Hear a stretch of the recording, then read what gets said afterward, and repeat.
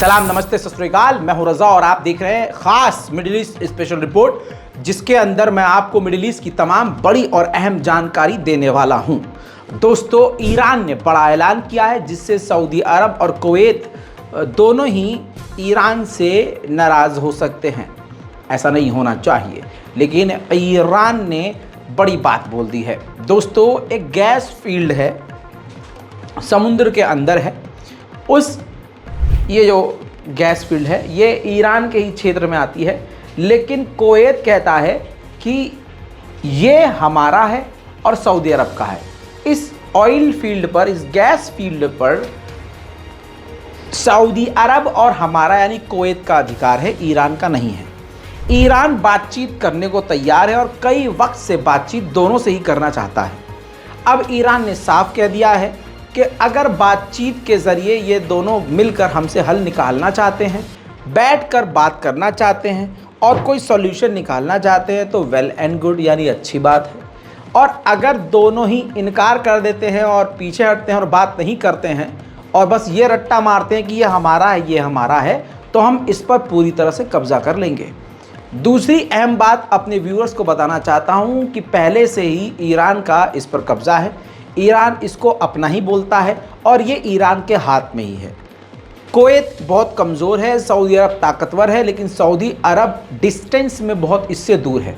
इस वजह से ईरान का प्रकोप यहाँ ज़्यादा है और खुल्लम खुल्ला ईरान ने दादागिरी अपनी दिखा दी और कह दिया है कि ये तो हमारा ही है। हालांकि दूसरा ऑप्शन दिया है कि बातचीत के ज़रिए, भाईचारे के ज़रिए इस मामले को निपटा सकते हैं, लेकिन ना सऊदी अरब बात कर रहा है ना कुवैत। तो ईरान ने दो टूक बात बोल दी है। बात सऊदी अरब की आई है तो कल मैंने आपको मिडिल ईस्ट में बताया था कि मोहम्मद बिन सलमान पर भरोसा करना अपने पैर पर कुल्हाड़ी मारने जैसा है। लेकिन मेरे दोस्तों, अब खबर ये आ रही है कि मोहम्मद बिन सलमान की सरकार पर प्रेशर ख़तरनाक है। खुद अरब देशों का और मुसलमानों का काफ़ी ज़्यादा प्रेशर है और ख़ुद अरब देश के, सऊदी अरब के जो दूसरे जो मंत्री हैं और विपक्ष के नेता हैं, उनका भी प्रेशर है। तो अब खबर ये है जो न्यूयॉर्क टाइम्स के अखबार ने खुद छापी है कि इजराइल और सऊदी अरब के बीच नॉर्मलाइजेशन होना नामुमकिन सा हो गया है। क्यों?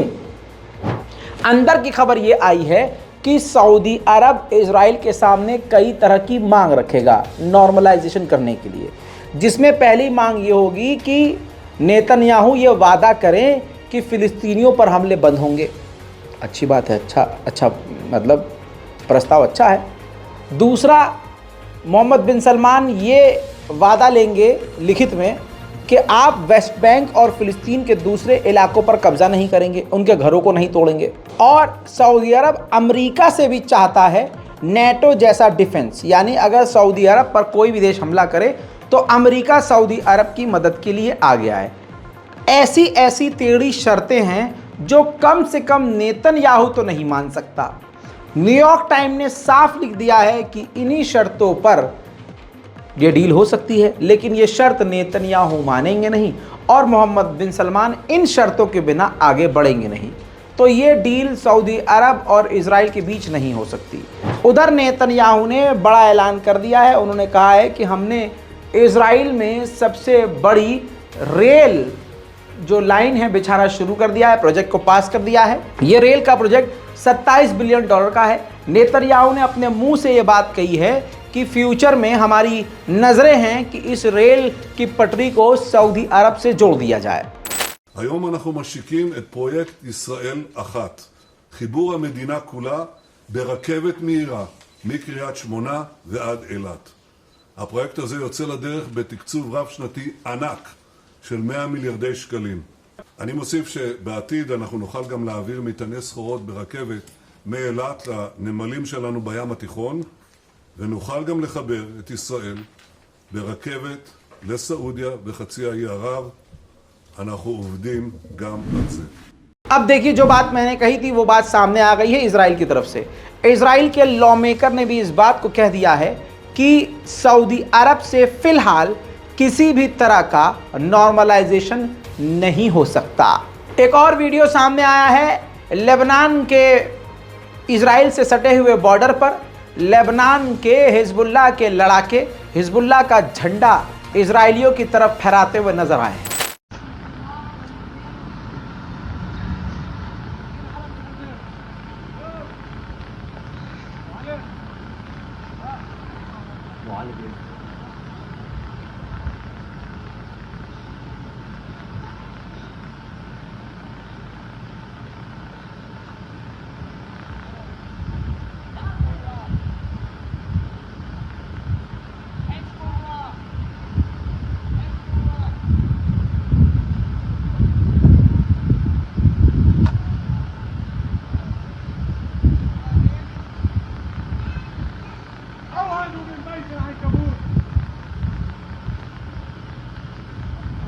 उधर अब मैं आपको बता दूं कि वो जो हिजबुल्लाह के जो खैमे हैं, जो टेंट हैं, जो इजराइल की सरजमीन पर गड़े हुए हैं, नेतन्याहू ये चाहते हैं कि उन पर अटैक करके खदेड़ दिया जाए। लेकिन अल्लाह जाने कि कौन सा खौफ इजराइल की सेना को है। इजराइल की सेना ने रिकमेंड किया है, प्रस्ताव दिया है नेतन्याहू को कि इस तरह से कोई भी हिंसा वाला कदम ना उठाएं और उन खैमों पर, उन हिजबुल्लाह के लड़ाकुओं पर हमला ना किया जाए, हमला करने से बचे। यानी यहूदी सेना हिजबुल्लाह से टकराव नहीं चाहती है, लेकिन नेतन्याहू सीधा अटैक करना चाहते हैं। नेतन्याहू एक हिंसक आदमी है, वो अपने खुद यहूदियों तक का नहीं है। यह बात यहूदियों को अच्छे से समझ में आ चुकी है। हर तरफ वो जंग का ही रास्ता चुनता है। ऐसे में 30वां हफ्ता, 30वां हफ्ता लग चुका है। यहूदी सड़कों पर उतरकर नेतन्याहू के खिलाफ आज भी प्रदर्शन कर रहे हैं।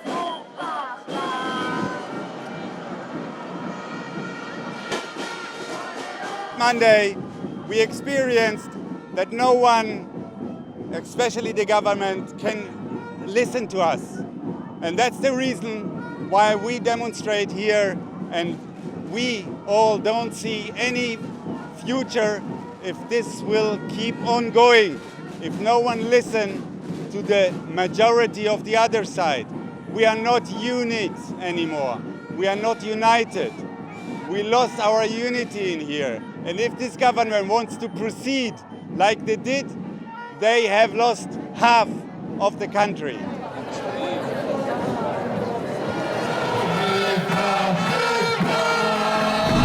ईरान ने एक सीनियर ऑफिशियल अपॉइंट किया था उस फोर्स के लिए जो फोर्स ईरान में हिजाब करवाती है महिलाओं से और नज़र रखती है पब्लिक प्लेस में कि कौन औरत, महिला, लड़की हिजाब का पालन नहीं कर रही है। उनके हेड, उस पूरे फोर्स के हेड रज़ा तसगाती, ये वो शख्स है। इसका वीडियो वायरल हुआ, आदमी हूँ आदमी से प्यार करता हूँ वाला, गे सेक्स। महिला छोड़िए, पुरुष के साथ ये ढिंका चिका कर रहे थे। ईरान के टेलीग्राम और अलग सोशल मीडिया प्लेटफॉर्म पर अलग अलग जगह इनका वीडियो वायरल हुआ।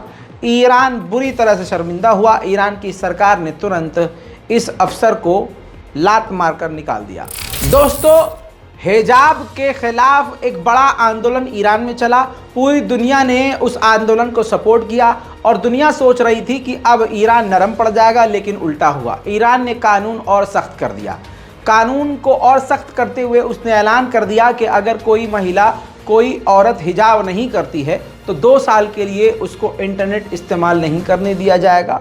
सज़ा के तौर पर उस पर जुर्माना भी लगाया जाएगा और साथ ही नौकरी भी उनको नहीं मिलेगी आगे आने वाले कई सालों तक। उधर ईरान की एविएशन ने कहा है, ईरान की एयरफोर्स ने कहा है कि हमारा जो हेलीकॉप्टर, लड़ाकू हेलीकॉप्टर का जो ग्रुप है वो वेस्ट एशिया में सबसे मजबूत ग्रुप है, उसको हम जल्द तैनात करने वाले हैं।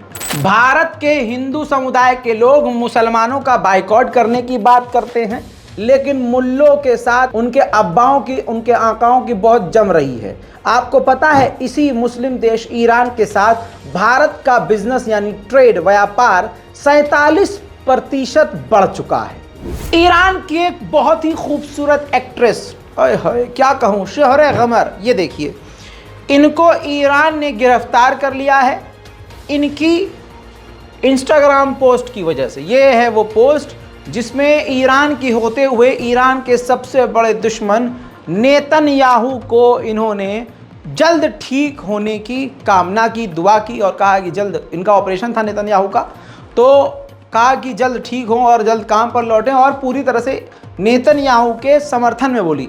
जिस पर जाहिर सी बात है, देश भाई, अगर हमारे देश भारत में अगर कोई शहबाज शरीफ का पोस्टर लगा दे तो फिर क्या है, आप समझ सकते हो, क्या गोली मार दिया कि भाई साहब ऐसे लगा दिया जाएगा, एनकाउंटर कर दिया जाएगा। तो ऐसे में तो भाई साहब ईरान गलत नहीं कह सकते, ईरान ने अपनी जगह कार्रवाई सही की है। बड़ी खबर आ रही है, यूके की यूनिवर्सिटीज़ के साथ ईरान की यूनिवर्सिटीज़ जो वेपन बनाती हैं और साइंस टेक्नोलॉजी में आगे हैं, वो इंफॉर्मेशन शेयर कर रही हैं ताकि ईरान और तेज़ी से बड़े हथियार बना सके। यूके ऑफिशियली इस पर खामोश है, लेकिन बड़ा गेम हो रहा है। यानी जिनको लगता है कि ईरान के दुश्मन है, अमेरिका सोचता है ये हमारे साथ हैं, अंदर अंदर वो ईरान के साथ हैं। अल्जीरिया हालांकि मजबूत नहीं है, मोरक्को काफ़ी मजबूत हो, लेकिन मोरक्को पर अल्जीरिया भारी पड़ गया। 2021 में गैस पाइपलाइन को लेकर दोनों देशों के बीच टकराव हुआ। इसके बाद अल्जीरिया ने मोरक्को से सारे संबंध तोड़ लिए और अल्जीरिया ने मोरक्को को अपना एयर स्पेस देने से इनकार कर दिया। अल्जीरिया के हवाई इलाके से कोई भी मोरक्को का जहाज़ नहीं उड़ता था। अब इसके अलावा कई तरह की पाबंदियां मोरक्को पर अल्जीरिया ने लगा दी थी। किसी भी तरह से कोई भी कामकाज एक दूसरे के साथ मिलकर नहीं कर रहे थे। आखिरकार मजबूत मोरक्को कमज़ोर हो गया। मोरक्को के बादशाह ने ऐलान किया है कि अब वो अल्जीरिया से चाहते हैं कि तमाम रिश्ते ठीक हो जाएं, सारे मसले हल हो जाएं और बैठकर बातचीत की जाए। उधर भाई साहब तुर्की अपने ही जोन में है। तुर्की ने इराक के बाद अब सीरिया में अलग अलग जगह पर पीकेके पर हमला किया और 12 पीकेके के लड़ाकों को कत्ल कर दिया। मेरे दोस्तों, 5th जनरेशन का खतरनाक फाइटर जेट अकेला तुर्की बना रहा था, जिसका नाम था कान। यह हमारा वाला कान नहीं, वो तुर्किश लैंग्वेज का कान है। ऐसे में अब अज़रबैजान बीच में कूद गया है और अज़रबैजान ने अब तुर्की से हाथ मिला लिया है। अज़रबैजान और तुर्की मिलकर अब तुर्की के अंदर ही 5th जनरेशन का एडवांस फाइटर जेट कान बना रहे हैं। उसके बाद दोस्तों, स्वीडन से फिर से तुर्की ने क्लियर कट बात कह दी है कि आपके यहाँ कुरान के खिलाफ जो अपमानजनक कार्रवाई हो रही है उसको तुरंत प्रभाव से बंद कर दिया जाए। उधर दोस्तों, डेनमार्क की भी सिटी पिटी गुम है। कुरान ना जलाया जाए और किसी भी धार्मिक किताब को अपमानित ना किया जाए, इसके लिए अब डेनमार्क की संसद में कानून बनाने की चर्चा चल रही है। दोस्तों, जंगल की आग अब कनाडा से कई जगह होते हुए अब सीरिया में भी नजर आ रही है। सीरिया में जबरदस्त जंगल की आग लग चुकी है।